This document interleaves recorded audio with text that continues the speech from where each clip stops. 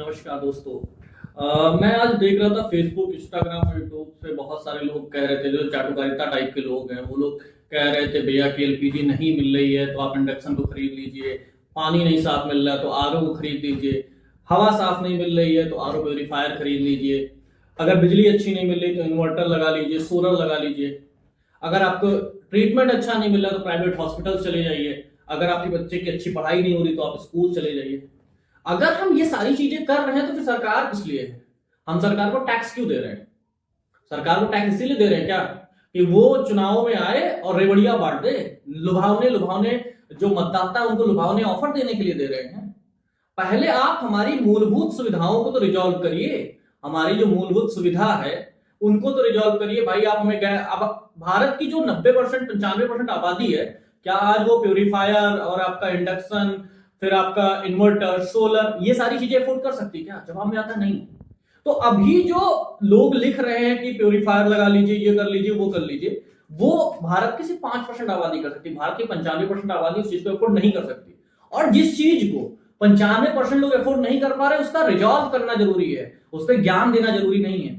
हम सरकार को टैक्स दे रहे हैं, इतना जबरदस्त टैक्स का सिस्टम है भारत में कि भाई इनकम का अलग टैक्स देना है आपको, प्रॉफिट का अलग टैक्स देना है, प्रोडक्ट पे अलग टैक्स देना है। हम इतने टैक्सेस दे रहे हैं और इतने टैक्सेस देने के बाद हम ऑप्शन ढूंढने जाए क्या कि भैया सिलेंडर नहीं मिल रहा है तो हम जाके इंडक्शन खरीद लेंगे, लाइट नहीं मिल रही तो हम जाके सोलर लगा लेंगे, हमें अच्छा पानी नहीं मिल रहा तो हम जाके प्योरीफायर लगाएंगे।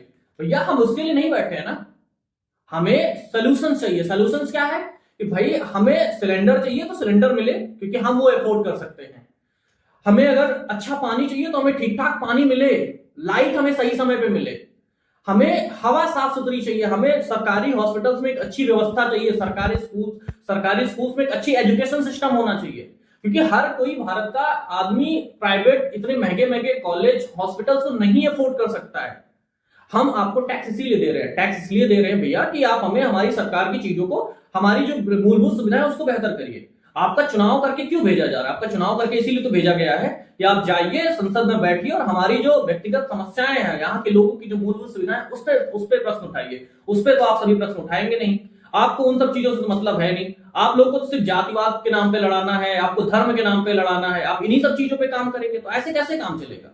हमारी जो मूलभूत सुविधाएं हैं, मूलभूत जरूरतें, उस पर काम करिए।